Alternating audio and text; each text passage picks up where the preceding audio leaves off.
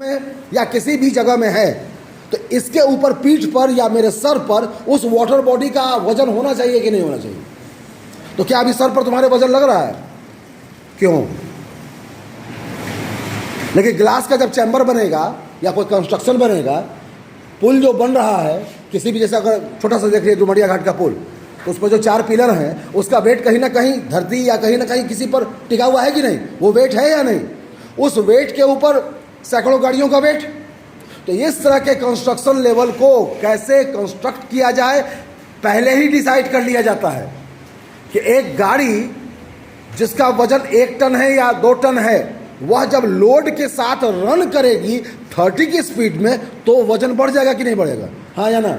एक साइकिल जिसका वजन अप्रॉक्स 20 kg होता है, लेकिन उस पर एक आदमी जो 40 किलो का बैठ करके चला रहा है तो उसका वजन लगभग स्पीड की वजह से 80 किलो हो जाएगा या 90 किलो हो जाएगा।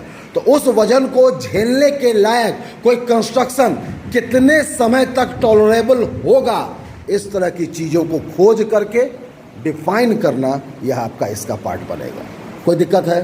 बात समझ में आ रही है? ये पहले जैसे जेके टायर 7 साल चलता है और सीएट टायर केवल 3 साल ड्यूरेबल होता है, तो यह डिसाइड करता कौन है? रबड़ खुद बोलेगा कि नहीं ऐसे बनाए हो तो ये और ऐसे बनाए हो तो इतना ड्यूरेबिलिटी नहीं। जो मटेरियल डाल के किसी डिवाइस को या किसी ऑब्जेक्ट को डिजाइन या बनाया जाता है तो उसके टॉलरेंस को उसके हिसाब से तोला जाता है, नापा जाता है और इसके बाद एक ओपिनियन तैयार किया जाता है वैज्ञानिकों के द्वारा कि यह कम से कम यह बोतल की एज इतनी होगी या यह इक्विपमेंट इतना होगा। बात समझ में आ गई? So that is in the part of CAD या उस तरह के डिजाइन बनाना।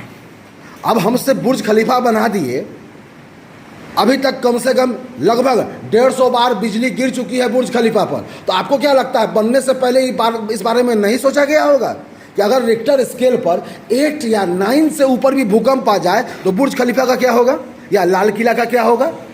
तो ये टॉलरेंस हम पहले नापेंगे कि नहीं नापेंगे, या सीधे मैदान में एक ईंटों की भट्टी के द्वारा एक चीज़ तैयार कर देंगे?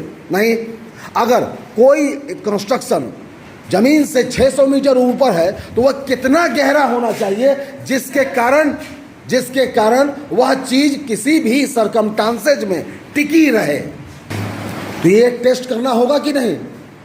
800 रूम के फ्लैट में कितने टॉयलेट्स होने चाहिए, कहाँ कहाँ पर कौन सा बिजली होना चाहिए, और इस बारे में क्या यह सोचना